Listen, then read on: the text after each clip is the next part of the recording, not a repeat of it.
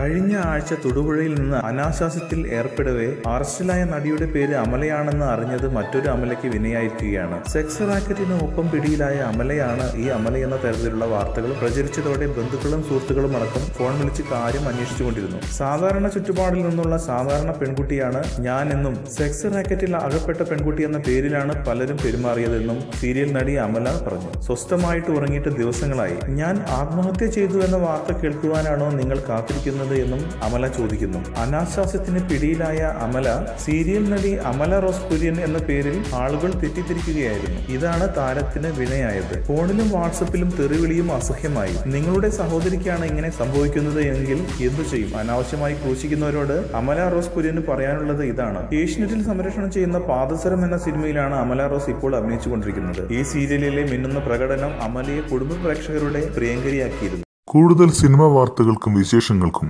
ഇപ്പോൾ തന്നെ സബ്സ്ക്രൈബ് ചെയ്യൂ മലയാളം ക്രിയേഷൻസ്.